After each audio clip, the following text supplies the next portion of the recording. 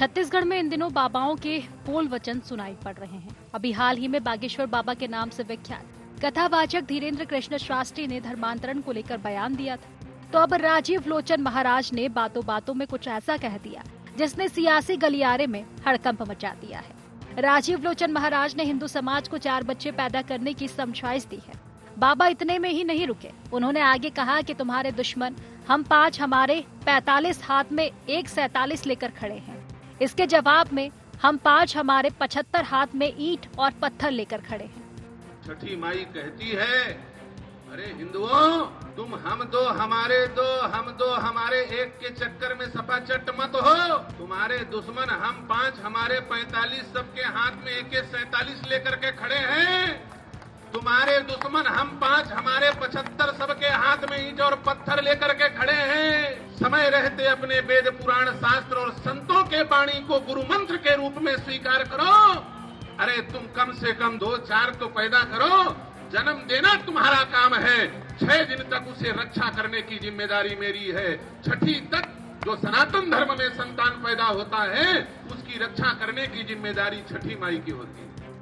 राजीव लोचन महाराज ने बयान खारून नदी के तट पर छठ पूजा के मंच से दिया, जिसमें अध्यक्ष डॉक्टर रमन सिंह, मुख्यमंत्री विष्णुदेव साय, सांसद बृजमोहन अग्रवाल भी मंचासीन थे। बाबा के बयान के बाद सामने बैठे दर्शकों की ओर से तालियों की तेज गड़गड़ाहट सुनाई देती है, लेकिन विपक्ष में बैठे कांग्रेस ने बाबा को बीजेपी का एजेंट बता दिया। कांग्रेस ने बाबा को भाजपा का एजेंट कहा तो भाजपा ने भी कांग्रेस को सनातन विरोधी कहने में जरा भी देरी नहीं की। साधु महंत हैं, इन लोगों को अपनी मर्यादा का ख्याल रखना चाहिए। बच्चे कितने पैदा करना है, ये हर दंपत्ति का अपना उसका निजी मसला है। अपने आर्थिक संसाधन के हिसाब से और अपने पारिवारिक स्थिति के हिसाब से हर दंपत्ति इस प्रकार का संतति उत्पन्न करता है। अब साधु महात्मा इस प्रकार का जब बयान देते हैं तो कहीं न कहीं वो अपनी गरिमा गिराते हैं। ये प्रोपेगेंडा है, इस प्रकार की बातें करके जनता का ध्यान भरमाने की कोशिश की जाती है। ये सारे के सारे लोग भाजपा के एजेंट के रूप में काम करते हैं। राजीव लोचन महाराज जी यदि अपने संदेश में इस बात को कहते हैं तो कांग्रेस को तकलीफ होती है, लेकिन क्या कांग्रेस आज जिनके भी परिवारों के अंदर में 6-8 बच्चे हैं उन पर कहीं कोई चिंता व्यक्त करेगी? तो मुझे लगता है कि साधु संतों को सलाह मशवरा देने की आदतें बंद करनी चाहिए और राहुल गांधी के जैसा व्यवहार प्रदेश कांग्रेस के नेताओं को नहीं करना चाहिए, क्योंकि छत्तीसगढ़ हमारा भी प्रदेश है, लेकिन राहुल गांधी जैसा बयान छत्तीसगढ़ के कांग्रेस के नेता यदि देंगे तो ये बड़े दुर्भाग्य की बात है। संत साधु इस देश में मार्गदर्शक है हम सबके। यदि वो अपनी बातों को कहते हैं, उस बातों में आखिर क्या ध्येय है, इस पर टीका टिप्पणी करने की आवश्यकता नहीं। सनातनियों को ज्यादा बच्चे पैदा करना चाहिए, इस तरह के बयान पहले भी धर्मगुरुओं और हिंदू संगठनों के प्रमुख नेता दे चुके हैं, लेकिन सरकार के जिम्मेदार लोगों के बीच जब ऐसे बयान सामने आते हैं तो उस पर सियासत स्वाभाविक है। इसीलिए एक और तो सरकारी स्तर पर जनसंख्या नियंत्रण की बातें कही जाती है और दूसरी ओर ज्यादा बच्चे पैदा करने की वकालत पर तालियां बजती है। कैमरामैन टिकेंद्र साहू के साथ अद्वैत नाइक की रिपोर्ट।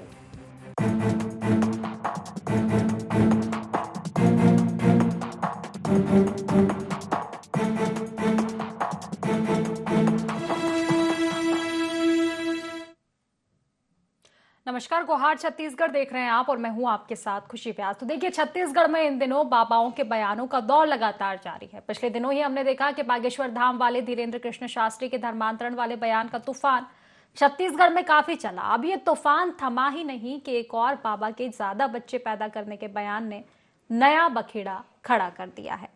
बाबा के बयान के बाद आपको बता दें कि छत्तीसगढ़ में पक्ष और विपक्ष एक बार फिर से आमने सामने आ गए हैं और जमकर राजनीतिक द्वंद्व देखा जा रहा है। अब आखिर क्यों और किस बयान पर इतना बवाल छत्तीसगढ़ में हो रहा है, इसी को लेकर हम चर्चा करेंगे, लेकिन उससे पहले गुहार पॉइंट्स जान लेते हैं। छत्तीसगढ़ की सियासत में क्यों छा रहे बाबाओं के बोल वचन? क्या राजीव लोचन महाराज के बयान का समर्थन करती है बीजेपी? धार्मिक कार्यक्रमों के मंच से राजनीतिक बयानबाजी कितनी जायज? सनातनी संतों के बयान में ही कांग्रेस को क्यों दिखती है खामी? तो इन्हीं सब मुद्दों को लेकर आज हम चर्चा करेंगे। चर्चा की शुरुआत करें उससे पहले खास मेहमान हमारे साथ जुड़ चुके हैं। सबसे पहले आपका परिचय करवा देती हूँ। हमारे साथ बीजेपी प्रवक्ता जसविंदर बग्गा जी जुड़ चुके हैं। कांग्रेस से हमारे साथ रुपेश दुबे जी जुड़ चुके हैं प्रतिक्रिया रखने के लिए। गंगेश द्विवेदी वरिष्ठ पत्रकार हमारे साथ जुड़ चुके हैं। आप तीनों मेहमानों का बहुत बहुत स्वागत है इस चर्चा में। और देखिए जसविंदर जी, सबसे पहले मैं आप ही के पास आना चाहूंगी और एक मेरा सीधा सवाल, ये जो बयान सामने आया है, देखा जाए राजीव लोचन महाराज जी ने बयान दिया है 4 बच्चे पैदा करने को लेकर हिंदुओं को कहा गया है, क्या समर्थन करती है बीजेपी? क्या मायने निकाल रहे हैं आप इसके? देखिए खुशी जी, एक धार्मिक संत का देश के विषयों को समसामयिक परिस्थितियों को लेकर चिंतन के बाद आया हुआ एक बयान है। और मैं राजीव लोचन दास जी का प्रवक्ता भी नहीं हूं। आपने मुझे आमंत्रित किया है इस धार्मिक बयान पे अपना विषय रखने के लिए, अपनी बात रखने के लिए। और मुझे लगता है कि साधु संत सनातन परंपराओं के वाहक हैं। देश की परिस्थितियों को देखते हुए देश को दिशा देने का काम हमेशा उन्होंने किया है। और आज भी जिस प्रकार से राजीव लोचन दास जी हों या आपने कहा बागेश्वर धाम वाले धीरेन्द्र शास्त्री जी महाराज हों, इन्होंने जिस प्रकार देश के विषयों पर चिंता जाहिर की है, मुझे लगता है कि इसे बयानबाजी ना मान के उनके चिंतन के रूप में सबको स्वीकारना चाहिए, समाज को भी स्वीकारना चाहिए और राजनीति करना चाहिए। और स्वीकारते हुए क्या हम देश को नई दिशा दे सकते हैं? उनके चिंतन के अनुरूप क्या ऐसा कुछ वातावरण हम बना सकते हैं कि देश सुरक्षित हो और देश सशक्त होकर आगे बढ़े? देखिए मुझे लगता है कि इस विषय को राजनीतिक रूप से ना सोच के देश के हिसाब से सोचना पड़ेगा आपको, क्योंकि देश ने जिस समय गुलामी का दंश झेला है, सारे लोगों ने मिलकर आजादी की लड़ाई लड़ी, लेकिन देश का विभाजन खुशी जी धार्मिक आधार पे हुआ था। ये एक शाश्वत सत्य है जिसको हम सबको स्वीकारना। मुझे लगता है जसविंदर जी के सवाल ज्यादा या फिर बवाल ज्यादा इसलिए है क्योंकि ठीक है बयान उन्होंने दिया है, लेकिन एक राजनीतिक मंच जहां आपके कई दिग्गज नेता थे मौजूद, सीएम साहब खुद वहां पर मौजूद थे, तो कहीं ना कहीं बवाल तो इस चीज को लेकर चल रहा है कि आखिर दिग्गज नेता थे वहां पर और इस तरह की बयानबाजियां हुई। नहीं देखिए, वो एक विशुद्ध रूप से धार्मिक कार्यक्रम था। छठी मैया का जो आयोजन हो रहा था उसमें हमारे राजनीतिक लोग जरूर उपस्थित थे। और महाराज जी ने भी राजनीतिक बयानबाजी ना करके देश को दिशा दिखाने वाला, आज देश की जो बड़ी समस्या है उस समस्या को उन्होंने चिन्हांकित किया है और अपनी ओर से इस विषय को रखा है कि क्या जिस प्रकार से देश की डेमोग्राफी बदल रही है। मैं जो कह रहा था ना आपको कि देश का विभाजन जो है धर्म के आधार पे हुआ था, एक धर्म विशेष ने देश को अपने लिए मांगा और उन्हें पाकिस्तान नाम का देश दिया भी गया था। लेकिन देखिए खुशी जी, उस समय जिस समय देश विभाजित हुआ 1947 में, उस समय हिंदुओं की जनसंख्या कितनी थी और मुस्लिमों की कितनी थी? अगर साफ साफ कहूं तो लगभग 3.25 करोड़, और आज वो 20 करोड़ के करीब है। मुझे लगता है महाराज जी की चिंता का जो एक विषय है वो यही है कि जिस प्रकार से उनकी डेमोग्राफी बढ़ रही है और हिंदुओं की डेमोग्राफी जनसंख्या में कम दिखती है। महाराज जी को शायद इस बात को कहते समय 2006 की वो रिपोर्ट जो कांग्रेस की यूपीए सरकार में प्रधानमंत्री मनमोहन सिंह ने एक समिति बनाई थी और जो उसका निष्कर्ष आया था कि अगर इसी प्रकार से जनसंख्या बढ़ती रही तो क्या 2021वीं सदी के खत्म होते तक मुस्लिमों की जनसंख्या भारत की कुल आबादी के 45% के करीब पहुंच जाएगी। ये रिटर्न फैक्ट है। मुझे लगता है महाराज जी ने जब इस बात को कहा है तो इस फैक्ट को ध्यान में रखते हुए उन्होंने अपनी बात रखी होगी।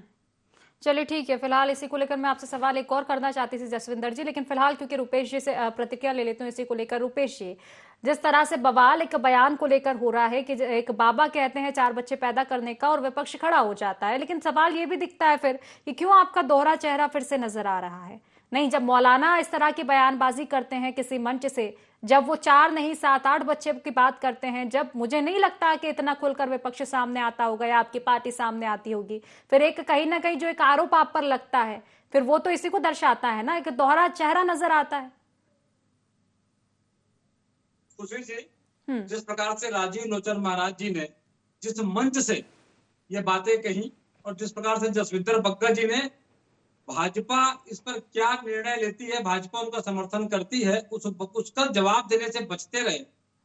खुशी जी, छठ पर्व एक पवित्र पर्व होता है जिसमें भाजपा के शीर्ष नेता उस मंच पर स्थापित थे और उसके बाद राजीव लोचन महाराज जी ने चिंता, देश के लिए चिंता नहीं करी, वो उन्होंने प्रोत्साहित किया है। आज देश में बढ़ती महंगाई के कारण 1 बच्चे 2 बच्चे पालने में मुश्किल जा रहा है। स्कूल में बच्चों को स्कूल की फीस देने में कितनी तकलीफ होती है आम जनता जानती है। तो बच्चे पैदा करना या परिवार कितना बड़ा हो ये उनका निजी मामला रहता है। और उस निजी मामले में भी कुछ टीका टिप्पणी करके प्रोत्साहित करने का काम महाराज जी ने किया है। निश्चित रूप से देखिए, हम महाराज जी के विरोध नहीं कर रहे हैं, ना हम किसी का समर्थन करते हैं, ना किसी का विरोध कर रहे हैं, लेकिन जिस मंच से बात को कही गई है और जिस परिप्रेक्ष्य में बात को कही गई है, आज छत्तीसगढ़ में धर्मांतरण का मामला फैला हुआ है, आज छत्तीसगढ़ में कानून व्यवस्था बदहाल है, उसमें साधु महात्मा जी चिंता नहीं कर रहे हैं और छत्तीसगढ़ में भाजपा सरकार की स्थिति बद से बदतर हो गई है। आम जनता भरोसा उठ गया है, पुलिस पर भी भरोसा उठने की स्थिति छत्तीसगढ़ में निर्मित हो चुकी है। इन सब चीजों से ध्यान भटकाने के लिए भाजपा का यह सुनियोजित साजिश का हिस्सा है। और साधु महात्मा जिस प्रकार टिप्पणी, वो बयान तो किसी भाजपा नेता का नहीं है ना रूपेश जी, वो तो ठीक है बाबाओं को लेकर चर्चा चल रही है, राजीव लोचन जी का बयान है, वो तो बीजेपी के किसी नेता ने नहीं दिया है ध्यान भटकाने के लिए। खुशी जी, जिस मंच पे महात्मा जी ने अपना संबोधन किया, उस मंच में तमाम भाजपा के छत्तीसगढ़ के शीर्ष नेता और भार साधक मंत्री, मुख्यमंत्री, पूर्व मंत्री, विधानसभा के अध्यक्ष आदि वहां पर काबिज थे। उनके सामने इस प्रकार की बातें कही गई है तो सबसे पहले तो उनका नैतिक दायित्व बनता है कि राजीव लोचन महाराज जी के उस बयान से वो समर्थन करते हैं या उस बयान से अपने आप को पृथक करते हैं। देखिए, साधु महात्मा बहुत पूजनीय होते हैं, उनका सब सम्मान करते हैं, लेकिन उनको भी एक ऐसा वक्तव्य देना चाहिए, ऐसा ज्ञान देना चाहिए, समाज को ऐसी दिशा देनी चाहिए जिससे समाज के साथ साथ परिवार भी सुरक्षित रहे और परिवार पे निश्चित तौर पर देखिए रूपेश, इत्तेफाक रखती हूँ मैं आपकी बातों से कि अगर जनसंख्या वृद्धि जिस तरह से हो रही है देश में, निश्चित तौर पर नियंत्रण की बिल्कुल आवश्यकता है। ठीक है, इस तरह का बयान उन्होंने दिया है, जो भी उसका कारण रहा हो, जो भी चीजें रही हो, लेकिन जनसंख्या नियंत्रण पर काबू पाना बिल्कुल सही है। लेकिन मेरा सवाल, मैंने देखिए शुरुआती दौर में भी आपसे ये कहा था कि फिर दोहरा चेहरा क्यों नजर आता है? अच्छी बात है आप चिंता कर रहे हैं, जनसंख्या बढ़ रही है, आपका चिंता करना जायज है कि इस तरह की बयानबाजी की गई है, लेकिन एक बाबा ने बयानबाजी की तो आप खड़े हुए हैं। मौलाना जब करते हैं तो क्यों सामने नहीं आती है कांग्रेस? मेरा सवाल ये है कि तब बयानबाजी को लेकर आपने विरोध किया है, तब सवाल उठाए हैं? खुशी जी, किसी मौलाना जी ने कई बातें करी तो कांग्रेस समय समय पर जो भी समसामयिक विषय रहते हैं और जो समाज हित में, देश हित में रहता है, कांग्रेस हमेशा उस बात को करती है। देखिए, इस मंच में राजीव लोचन महाराज जी ने कहा कि हमारे दुश्मन, सर्वप्रथम मैं बता रहा हूं कि कोई किसी का व्यक्तिगत दुश्मन नहीं होता और देश के यदि कोई दुश्मन होता है तो किसकी ओर इंगित कर रहे हैं, उनको नाम से उस मंच से चिन्हांकित करके कहना था और किसी धर्म विशेष के बारे में कह देना या किसी धर्म विशेष को टारगेट करके कह देना कि उसके हाथों में AK-47 है, उसके तो निश्चित रूप से खुलासा भी करना चाहिए कि वो किसके बारे में कह रहे हैं। देखिए, हिंदू धर्म जो होता है, सनातन धर्म होता है, सर्वधर्म सद्भाव की भावना के साथ काम करने वाला समाज है, तो धर्म है। कभी किसी के साथ अपने दुश्मन के लिए भी पूर्वाग्रह से ग्रसित होकर के हिंदू और सनातन धर्म कभी काम नहीं करता। लेकिन उसके बाद भी यदि साधु महात्मा इस प्रकार की बातें करेंगे तो निश्चित रूप से हम नम्रता पूर्वक उनसे निवेदन करेंगे कि सार्वजनिक मंचों में इस प्रकार के वक्तव्य देने से वो बचे, ताकि समाज को उनकी प्रतिष्ठा। चलिए ठीक है, इसका छोटा सा जवाब ले लेते हैं जसविंदर जी से, उसके बाद गंगेश जी के पास लौटूंगी। ठीक है, आपके बाद फिर लौटूंगी मैं। जी जसविंदर जी। देखिए खुशी जी, आपने 2 बार पूछा और दोनों बार रुपेश जी ने बड़ी सफाई से भी आपके प्रश्न को गोल कर दिया कि अगर वो बाबा के बयान पर टिप्पणी करने के लिए उपलब्ध हैं कांग्रेस के सारे नेता, तो किसी मौलवी मौलाना के फतवे पर बयान जारी क्यों नहीं करते हैं, जबकि वो साफ साफ अपनी हर तकरीर में इस बात को लेके अडिग रहते हैं कि मुसलमानों को अपनी जनसंख्या बढ़ानी चाहिए। वो इस धारणा के लोग हैं कि जिनकी जनसंख्या ज्यादा होगी वो देश पे राज करेगा। वो प्रारंभ से चला रहा है और इसमें बहुत टिप्पणी करने की आवश्यकता मुझे नहीं थी। लेकिन देखिए 2-3 बातें जो रुपेश जी ने कही, उन्होंने धर्मांतरण का विषय उठाया। बागेश्वर धाम वाले धीरेन्द्र शास्त्री जी इसी विषय का उल्लेख करते हुए भी छत्तीसगढ़ आए थे, उन्होंने इस विषय को प्रमुखता से उठाया था। और कितनी बड़ी विडंबना है, यहाँ मंच में आपके डिबेट में बैठ के रुपेश जी धर्मांतरण पर चिंता कर रहे हैं, और जब प्रार्थना सभा को बंद करवाने के लिए हमारे नेता प्रबल प्रताप जुदेव जी जाते हैं और उस जगह को बंद करवा देते हैं जहां पर धर्मांतरण का खेल हो रहा था, तो कांग्रेस के विधायक अटल श्रीवास्तव जाके धमकी देते हैं, साफ साफ कहते हैं इस बात को कि अगर ऐसा हुआ तो हमारे हाथ में भी हथियार आ जाएंगे। उनका वीडियो है, अर्चना झा के सामने, CSP बिलासपुर के सामने उन्होंने इस बात को कहा है। कैसा दोहरा चरित्र है कांग्रेस का, यहाँ बैठ के अच्छी कांग्रेस के दोहरे चरित्र को लेकर मैं सवाल कर रही हूँ रुपेश जी से। जसविंदर जी देखिए, मेरा सवाल भी है आपसे, ये बताइए कि क्या हिंदू लोग 4 बच्चे पैदा करेंगे जनसंख्या नहीं बढ़ेगी? किसने कहा कि नहीं, बच्चे कोई भी देखिए, बच्चों को लेकर जिस तरह से बात की जा रही है, धर्म को लेकर नहीं जोड़ रहे हैं ना, बात जनसंख्या की है। एक और आप जनसंख्या नियंत्रण के लिए कानून चला रहे हैं, दूसरी और इस तरह की बयानबाजी पर आप फिर खुलकर जवाब दे नहीं पाते। खुशी जी देखिए, राजीव लोचन दास जी का जो बयान है वो सनातन धर्म के एक आचार्य का बयान है, जिन्हें लगता है कि उनके द्वारा जो एक धर्म आचार्य के रूप में जो उन्होंने देश में देखा है, जिस प्रकार से उनका चिंतन है, उन्होंने उस चिंतन पे चिंता जाहिर करते हुए अपनी बात को रखा है। आपका विषय जो है सामाजिक से जुड़ा हुआ है कि अगर जनसंख्या बढ़ेगी तो देश की आबादी के बढ़ने से जितनी विषमताएं उत्पन्न होती हैं वो होंगी ही, उससे समाज विशेष का कोई लेना देना नहीं है। लेकिन आपको राजीव लोचन दास जी की चिंता को उस परिप्रेक्ष्य में जाके देखना होगा कि देश की डेमोग्राफी को किस प्रकार से परिवर्तन होने से कैसा देश आज की पहले प्रतिक्रिया ले लेते हैं गंगेश जी से। गंगेश जी देखिए, पहली दफा नहीं है कि छत्तीसगढ़ में किसी बाबा को लेकर जो बयानबाजी आई हो उसको लेकर सियासत हो रही है। हाल ही में हमने देखा था कि धीरेंद्र कृष्ण शास्त्री ये बयान देते हैं कि धर्मांतरण को लेकर अब कड़े कदम उठाए जाएंगे, विदेशी ताकतों का उन्होंने जिक्र किया था और छत्तीसगढ़ में जमकर सियासत हुई थी। एक बार फिर से अब राजीव लोचन जी के बयान से सियासत जो है नजर आ रही है। नहीं लगता कि जो चिंता वो कर रहे हैं उनको लेकर विपक्ष हो या सरकार हो, उनको कदम उठाने चाहिए, एक सामंजस्य बनना चाहिए, लेकिन जब बयान आते हैं फिर उस पर सियासत होती है।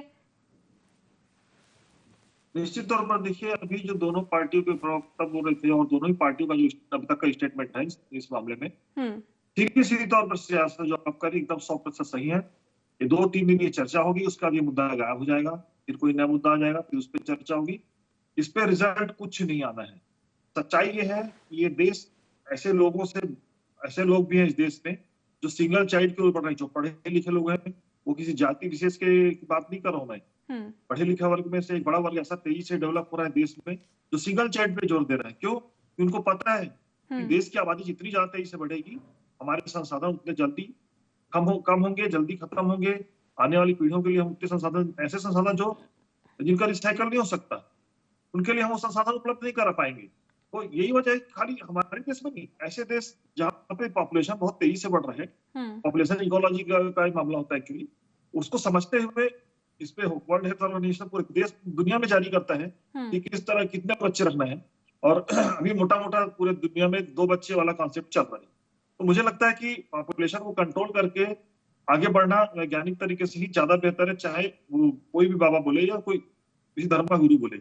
सच्चाई तो यही है कि इस दिशा में प्रयास करना ज्यादा जरूरी है, और उसमें सरकार कर रही है, चाहे वो कोई सी भी सरकार हो, वो इन सब चीजों में प्रयास कर रही है। लेकिन ये जो बयानबाजियां हैं, ये केवल तात्कालिक बयानबाजियां और राजनीतिक बयानबाजियां हैं, जिनसे कोई ज्यादा इसके परिणाम आने वाले नहीं है। ये कुछ दिन चर्चा में रहेगा, फिर काम वही होते रहेंगे। स्वास्थ्य विभाग कर रहा है अपना छत्तीसगढ़ सरकार का, समाज महिला बाल विकास कर रहा है, वो काम चलते रहेगा। केंद्र सरकार भी कर रही है अपने स्तर पर, वर्ल्ड WHO के रिकमेंडेशन के आधार पे वो चीजें अपने हिसाब से चलती रहेंगी। तो ऐसी बयानबाजी को बहुत ज्यादा मुझे लगता नहीं कि जनता की जो असर होने वाला है, क्योंकि जनता भी समझने लगी चीजों को, ऐसा मुझे लगता है। निश्चित तौर पर एक बेहतर बात आप कह रहे हैं। रूपेश जी देखिए, जिस तरह से गंगेश जी चर्चा कर रहे थे, ठीक है आप विपक्ष में है, लेकिन आपसे भी मेरा सवाल रहेगा, जसविंदर जी के पास में लौटूंगी, लेकिन उससे पहले आपसे सवाल, क्योंकि जिस तरह से हवा अगर इस बयान को कहीं से मिल रही है तो विपक्ष उठा रहा है, तमाम तरह को लेकर सियासत का मुद्दा आप बना रहे हो, हवा दे रहे हो इस बयान को, किस तरह का बयान है, आपको लगता है कि इससे कुछ निष्कर्ष निकलेगा? ठीक है, देखिए बड़ा मुद्दा फिलहाल ये होना चाहिए कि अगर तेजी से जनसंख्या बढ़ रही है तो उस पर नियंत्रण किस तरह से किया जा सके। आप सुझाव दीजिए, आप विपक्ष में तो आप सुझाव दे सकते हैं सरकार को, कड़े कानून लाए, अगर कानून कोई चल रहा है उससे काम नहीं चल रहा है तो और भी कानून लाए। रूपेश जी। खुशी जी, जिस प्रकार से राजीव लोचन जी ने बात करी कि हमारे दुश्मन AK-47 लेकर के कर रहे हैं, उन्होंने इस बात को रेखांकित किया उस मंच से कि देश की नरेंद्र मोदी के नेतृत्व वाली सरकार पूरी तरह से असक्षम है। और जिस प्रकार से धीरेंद्र कृष्ण शास्त्री जी महाराज जी ने पूरे देश में और छत्तीसगढ़ में पदयात्रा कर धर्मांतरण के खिलाफ मुहिम चलाने की बात करी है, तो इससे डबल इंजन की सरकार, केंद्र की सरकार और छत्तीसगढ़ की राज्य सरकार धर्मांतरण रोकने में और धर्मांतरण के विरुद्ध में कानून बनाने में पूरी तरह से असफल है। इस बात को प्रमाणित किया है। दोनों साधु महात्माओं ने जब एक जनसंख्या बढ़ाए, हिंदू जनसंख्या बढ़ा करके काम करे, और देश में जो बैठी सरकार है वो हाथ पे हाथ धरे बैठे रहे, दुश्मन लगातार देश पे हमला करते रहे, देश के जमीन को हथियार है और भाजपा की सरकार हाथ पे हाथ धरे बड़ी बड़ी बातें करते रहे कि दोनों साधु महात्माओं के बात से इस बात को स्पष्ट रूप से बल मिला है, प्रमाणित हुआ है कि देश की सरकार और प्रदेश की भाजपा सरकार डबल इंजन की सरकार पूरी तरह से फेल है। ऐसी स्थिति में भाजपा को चाहिए कि वो अपनी नैतिकता के रूप में अपनी हार, अपनी असफलता स्वीकार करे और साधु महात्मा जी जो कह रहे हैं उनका बातों पे कम से कम 5% अनुसरण कर ले तो कम से कम छत्तीसगढ़ अशांत होने से बच जाएगा और देश विदेशी ताकतों के हाथों में झुलसने से बच जाएगा। ठीक है जसविंदर जी, देखिए इसी को लेकर आऊंगी। अगर देखा जाए तो रुपेश जी एक बेहतर बात कह रहे हैं कि आपकी सरकार है ना, बल्कि डबल इंजन की सरकार है। ठीक है, आप राजीव लोचन जी के बयान को लेकर कह रहे हैं कि उन्होंने चिंता का विषय था, उस पर चिंतन किया है, लेकिन क्यों जरूरत पड़ रही है उनको चिंतन करने की? भाई धीरेन्द्र कृष्ण शास्त्री कहते हैं धर्मांतरण को लेकर, धर्मांतरण हो या जनसंख्या की बात हो, ये संवेदनशील विषय है, इस पर तो सियासत होनी ही नहीं चाहिए। आप बाबा की बातों का अनुसरण कीजिए, लेकिन इस चीज को लेकर कि अगर चिंता जाहिर कर रहे हैं तो चिंता का निराकरण कैसे होगा? जनसंख्या को लेकर कानून बनाइए ना आप। आखिर क्यों बाबाओं को चिंता करनी पड़ रही है और आपको चिंता नहीं हो रही है? देखिए, मुझे लगता है कि बहुत पहले से जिस समय से आप सोचना शुरू करेंगे, देश विभिन्न आयामों से चलता रहा है, सिर्फ कानून से नहीं चलता है। अगर कानून बना देने से चोरी खत्म हो जाती तो आज देश में तो एक भी चोर नहीं होता, डकैती बंद हो जाती तो एक भी डाकू नहीं होता। इसी प्रकार से धर्मांतरण के खिलाफ और जिसके भी खिलाफ आप कहें, सिर्फ कानून बना देने से आपको लगता है कि ये विषय खत्म हो जाएगा, तो मुझे लगता है रुपेश जी आपकी भूल है और आपको इस विषय को समझना चाहिए।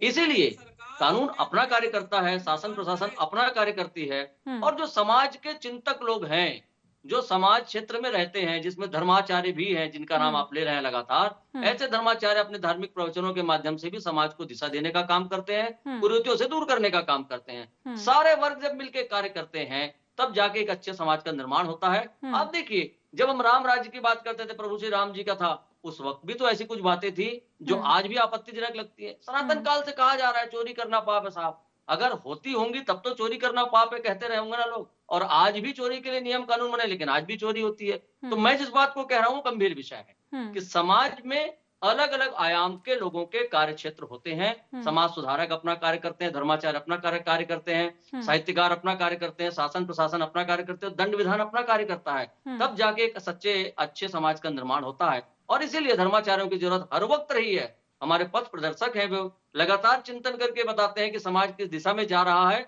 और समाज को, देश को किस दिशा में जाना चाहिए। तो ये विषय स्वागत योग्य है। अगर कोई भी धर्माचार धर्मांतरण को लेके, कोई भी धर्माचार जनसंख्या की वृद्धि में किसी ऐसी चिंता, जायज चिंता को लेकर अपना बयान देते हैं, सरकारों को चाहिए और नहीं चिंता जनसंख्या वृद्धि के, वर्ग विशेष की वृद्धि की बात ये हो जाती है ना। देखिए जसविंदर जी, मुझे ऐसा लगता है कि जैसे मेरी चिंता है, अगर हम मीडिया में हैं, अगर ठीक है आज हम आपसे बात कर रहे हैं, तो चिंता इस चीज की होनी चाहिए कि जनसंख्या वृद्धि हो रही है, ना किसी वर्ग विशेष की वृद्धि की होनी चाहिए या किसी जाति की वृद्धि होनी चाहिए। आप सरकार में तो आप कानून लाइए ना। मेरा सवाल ये है, चिंतन अगर किया जा रहा है, अगर उनको चिंतन करने की जरूरत पड़ रही है तो उस और ध्यान दे सरकार कि आखिर चिंतन करने की जरूरत क्यों पड़ी।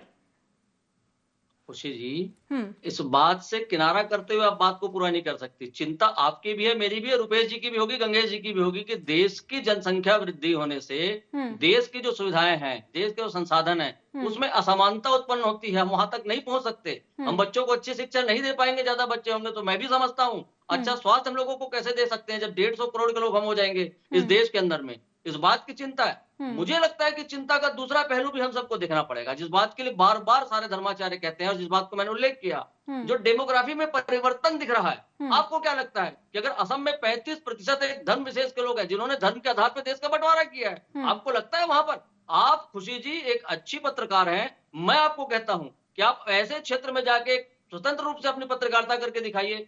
अगर आप उनके खिलाफ एक शब्द भी कहती हैं तो आप पत्रकारिता नहीं कर पाएंगे, आप रिपोर्टिंग नहीं कर सकती वहां जाके। ये जो चिंता है, मुझे लगता है ये डेमोग्राफी के चेंज की जो चिंता है, उस चिंता की ओर मुझे लगता है लगातार चिंतन हो रहा है। ठीक है, चलिए फिलहाल क्योंकि समय की कमी, अंतिम प्रतिक्रिया लूंगी मैं गंगेश जी से। गंगेश जी देखिए, तमाम दोनों ही राजनीतिक मेहमानों की आपने प्रतिक्रिया सुनी है, और मेहमानों की प्रतिक्रिया ना भी सुने तो फिलहाल देखिए देश में भी माहौल चुनावी हो चुका है, उपचुनाव होने जा रहा है, और जिस तरह की बयानबाजियां सामने आ रही, जातिगत जनगणना को लेकर बात कर ले, बटेंगे तो कटेंगे तरह के नारे लग रहे हैं, तो कुल मिलाकर देखा जाए नहीं लगता कि बात पहले जहां विकास की होती थी, विकास के कार्यक्रमों को करते थे, चाहे विपक्ष हो या फिर सरकार की हम बात करें कि विकास के दावे चुनाव से पहले किए जाते थे, लेकिन अब कहीं ना कहीं फोकस जाति पर ज्यादा होता जा रहा है, वर्ग पर ज्यादा होता जा रहा है। निश्चित तौर पर देखिए, राजनीति के लोग अगर ये मुद्दे उठा रहे हैं, मुझे लगता है कहीं ना कहीं इसमें जनता इन चीजों को ज्यादा ध्यान देती है, तभी तो इस तरह के मसले उठाने का मौका मिल रहा है, या ऐसे अवसर उनको मिलते हैं, उनको लगता है कि इससे जनमत पलटा जा सकता है, तो एक बड़ा कारण बंद हो सकता है।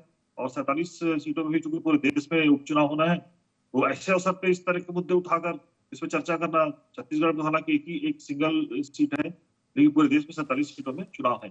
मुझे लगता है कि इस तरह के, लेकिन ऐसे मसलों से आप जनमत पलट भी लेंगे तो मुझे लगता है बहुत ज्यादा लाभ होने वाला नहीं है। सच्चाई यही है कि जनसंख्या नियंत्रण करना बहुत जरूरी है। महात्मा जी ने जिस समाज के बारे में कहा है, उस समाज की तरफ भी ध्यान देने की जरूरत यह है कि अगर उनकी आबादी बहुत तेजी से बढ़ रही है तो कहीं ना कहीं सरकारी सिस्टम उनकी जनसंख्या को कम करने में फेल हो रहा है, तो उसके लिए कारगर उपाय सोचने की भी जरूरत है। निश्चित इस तौर तरह पर की चिंता संत महात्मा सुना तो उसका पॉजिटिव पल ये भी हो सकता है कि उस तरफ भी अगर हिंदू की संख्या में अगर ज्यादा संख्या में लोग अपना समझदारी दिखा रहे हैं तो दूसरी पॉपुलेशन है वो भी दिखाए। ये भी एक चिंता प्रदेश को करना चाहिए, सरकार में बैठे लोगों को करना चाहिए और उस पर कारगर उपाय ढूंढना चाहिए। और लेकिन कुल मिला के ये है कि पॉपुलेशन कंट्रोल होना बहुत ही जरूरी है, नहीं होगा तो उसके परिणाम हम सबको पता है। इस पे मुझे ऐसा लगता है। निश्चित तौर पर एक बेहतर बात आप कह रहे हैं गंगेश जी। फिलहाल क्योंकि समय की कमी, इसलिए चर्चा को समाप्त करना पड़ेगा। आप तीनों मेहमानों का बहुत बहुत शुक्रिया इस चर्चा में जुड़ने के लिए। तो देखिए, छत्तीसगढ़ में सियासत नई बात नहीं है, लेकिन इस बार सियासत उठ चुकी है जनसंख्या को लेकर, या फिर ये कहें कि किसी वर्ग विशेष की संख्या को लेकर, लेकिन फोकस जनसंख्या पर होना चाहिए, ना कि किसी वर्ग और जाति की संख्या कितनी है इस पर होना चाहिए। क्योंकि फिलहाल जो देश के हालात है, अगर जनसंख्या को लेकर कानून लाया जाए तो वो बेहतर रहेगा सियासत से। तो फिलहाल गुहार छत्तीसगढ़ में बस इतना ही। आप बने रहिए IND24 के साथ। नमस्कार।